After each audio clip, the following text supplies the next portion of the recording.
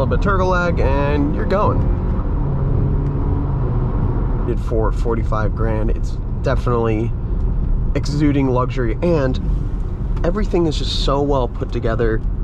We also get these lovely physical climate controls, which a lot of brands seem to be ditching.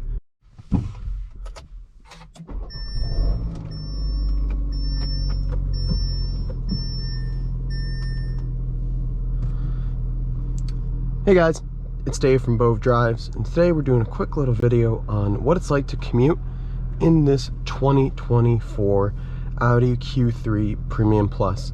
This is the 45 TFSI trim with the Premium Plus package. What that means is you get the 228 horsepower 2-liter turbocharged engine and a couple of interior and exterior feature upgrades.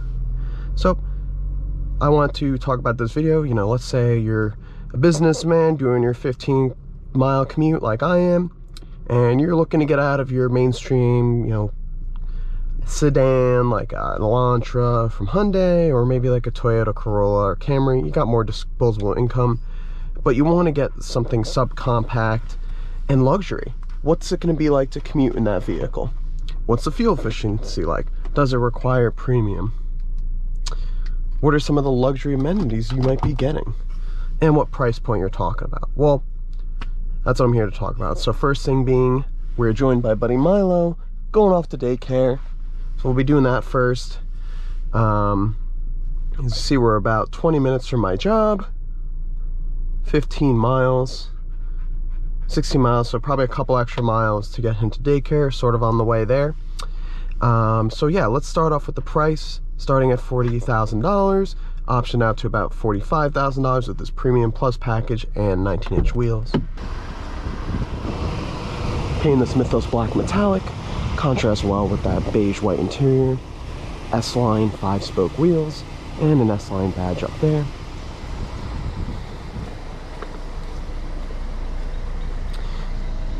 Despite this small size, you get plenty of cargo space, room for a spare tire.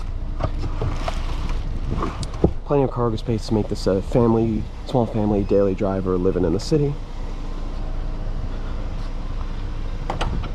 Pretty elegant look, pretty restrained design, pretty classy. Back seats. What's up, buddy? Ingress, egress. Nice and easy.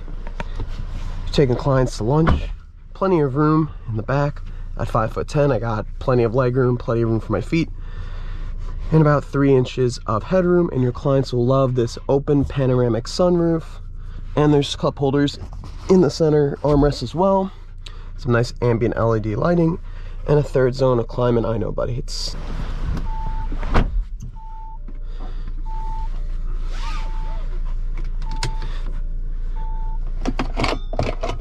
so interior is kind of an interesting one, because this is I don't want to turn on my turn signal. It's an interesting one because this is below like the A4, A5, Q5 families, but I think the interior is just so much more interesting and well refined, but still functional. Touchscreen is well integrated. It's pretty standard Audi, so a lot of functions are right where you'd expect them. Might be a little bit dated, but it's super responsive and has this nice haptic sound feedback. We also get these lovely physical climate controls, which a lot of brands seem to be ditching. Nice tactile, clicky feel. Heated seats as well. No heated steering wheel. And a bunch of other physical controls, wireless charging, more ambient lighting. This Quattro badge lights up. Those silver strips in the door light up as well. We still get a digital gauge cluster matching this 10.1-inch touchscreen in size, 10.1 inches in the center. High resolution, pretty responsive. A couple of things you can look through. Driver assistance, your energy consumers, and your long-term, short-term fuel economy. So this is a loaner car, so the fuel numbers are a little bit aggressive. But we get about 20 mpg in the city, 28 on the highway from this 2-liter turbocharged engine, made it to quattro all-wheel drive, but we were able to eke out about 32 mpg on a highway drive, so your mileage will definitely vary. Auto start stop is nice and seamless on the shutdown, a little bit jerky on the start. And this engine is mostly quiet. It's a little bit strained sometimes. Transmission is interesting. It's an 8-speed automatic. I thought it'd be a 7-speed dual clutch. It's not the smoothest operator. I think this is a very similar powertrain to the Volkswagen Tiguan, if I'm not mistaken. And I wasn't the biggest fan of that. It was a little bit jerky, not super torquey and powerful, but plenty of power to get up and go. But the nice thing is that it does take regular fuel. And I think that's great to have luxury cars that take regular fuel, even if it's at the expense of power. I think where this excels when it falls short of power is comfort, luxury, and design and interior tech. In terms of this cabin, while we're stopped, the seats are super comfortable, power adjustment, nice leather. I like a pearl, like a white kind of interior, but I've already seen some stains like down there from other loaner people. So I think in the long term it'd be a pain in the butt to maintain and keep clean versus like a darker color. This cabin space has a good amount of storage. You get this auxiliary storage over here. Decent center arm storage down there. Glove box, nice and deep and big. Wireless charging, as I mentioned. The only con I would say is that you do have wired CarPlay, so I don't have exactly the best cable for this scenario, but you put your phone there. It's mostly out of sight, out of mind. Might get in the way of the shifter and looks a little bit cluttered, but I would say it's kind of a knock. But Apple CarPlay wired is so much more responsive and easier to work with. So over this bumpy section road, we'll talk ride quality. Take a listen as well for NVH.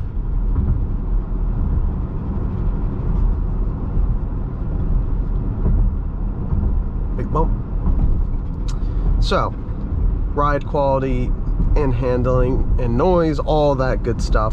Ride quality is great. This is super comfortable. Over some larger bumps, the car definitely rolls a little bit, just because it's a little bit taller than like a sedan, but it's the minor imperfections, you don't even notice them for the most part. Even over this very broken pavement and these larger wheels, it's very easy to live with, no problem.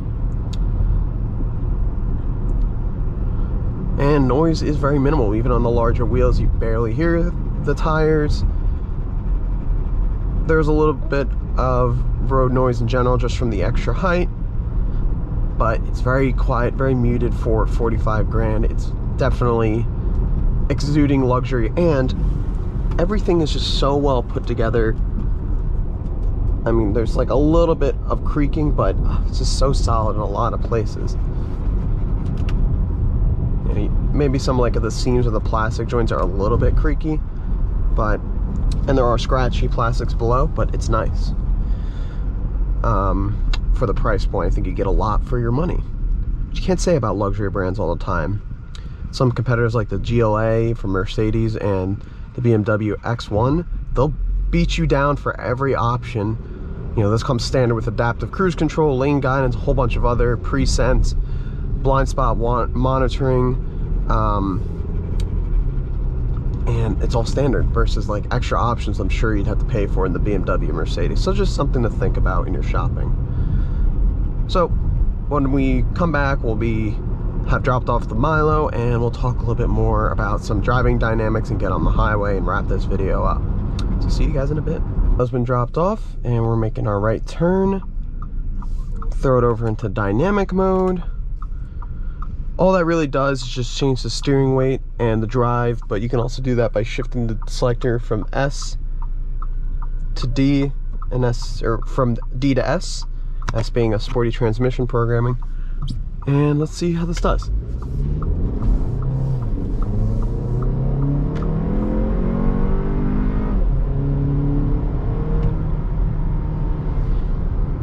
So the Q3 has, you know, enough torque, enough driver confidence with this all-wheel drive system to do the daily drive, the daily commute.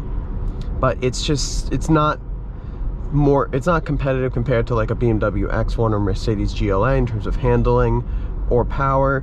This does have quattro all-wheel drive, but it's that front-wheel drive Haldex-based system, and I didn't have traction control turned off, but I could definitely feel it torque steering just a little bit, as the power is mostly sent to the front wheels and then distributed to the rear when there's a little bit of slip detected, to bring you around. Standard quattro or normal quattro on like a car like mine or like the A4 is 40-60 front power to rear respectively, so it's just a little bit more rear rotational bias. Still a lot of weight in the front with the transverse or longitudinally mounted engine. This is a transverse mounted engine, but this is perfectly adequate for what it does. And I do like that the 2-liter turbocharged engine doesn't sound too under stress or under strain and overstressed under power. There's a lot of over-unders right there. But we're going to be getting up to the highway very shortly, and we'll talk a little bit more about highway drive and wrap up this video. About 12 miles to work. Looks like there won't be too much traffic today. We get a little bit of traffic section there, so actually we'll talk more about like starting. Oh my god, I can't speak. Starting and stopping. I do have to stop and get my coffee because I use Panera Sip Club and it's free for 3 months, so getting that extra benefit. Here we're coming up to the entrance to the highway. Throw it back into S. Whoop. Brakes are decently good. Brings this SUV to a stop.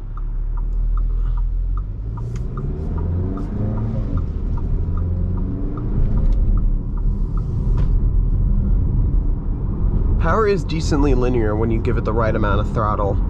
There's still a little bit of jerkiness at the low end. Once those turbos are spooled up, you get a nice surge of power.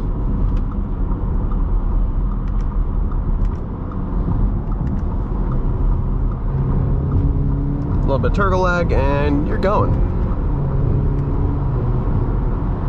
Nothing inspiring about this engine, but we're not here for performance, we're here for driving on the highway. Let's enable our lane guidance and adaptive cruise control. Set it to 70 miles per hour. You can skip 2.5 mile an hour increments with a tap. So let's go to 70. And this car just soaks up the miles and the bumps and everything. This is a pretty good lane guidance system. It does tell you to put your hand on the wheel pretty often. You can also adjust your distance with this little switch on the stalk.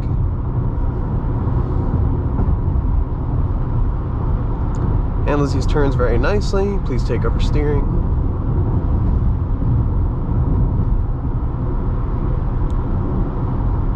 But yeah, this would be a great highway driver, excellent commuter. Alright, if you're ever a fan of Panera, they do have this unlimited sip club. Allows you to get a drink pretty much every 15 minutes using your phone number. I think it's normally like $12 a month, but I keep getting offers for like 3 months free, so just been getting free coffee every day. It's not bad. Tastes better because it's free. A little bit of a handling test in comfort mode because we don't have adaptive dampers.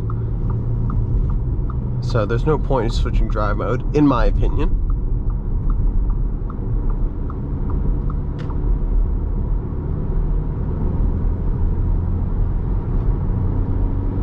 Lots of body roll, but it stays pretty composed.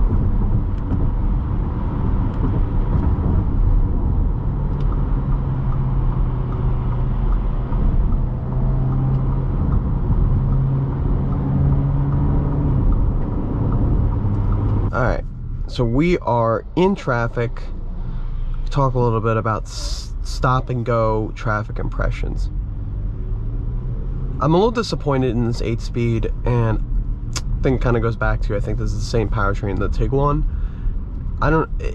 The transmission's a little bit jerky. I feel like the pedal is not, I feel like the throttle response is not very tuned well with the transmission. I feel like you just don't give it enough gas, and then you do, or nothing happens, and then when you do, then the car moves forward. So it's a little bit jerky, but the smoothness of everything else, the chassis, the ride quality, suspension, you know, even just the engine sound, it's all very nice and comfortable. And the seats are great, super supportive. So that's the only con really, is just like some of these odd jerky starts. I hope I can demonstrate one in a bit. And it's nothing to do with the start stop. It's, you know, it's like when you slow down and then you know, speed back up, and like the car is shifting into like the lower gears and then into the upper gears. You know, maybe like your 2 to 4 gear range. So with that being said, I hope everyone enjoys the video. Please give it a like and subscribe, and let me know your thoughts on commuting in the Audi Q3, if you do commute in one, or if you have like a Q5 or a sedan, or just completely different car. Let me know your thoughts, and I hope everyone enjoyed the video. Nice Shelby GT500 over there.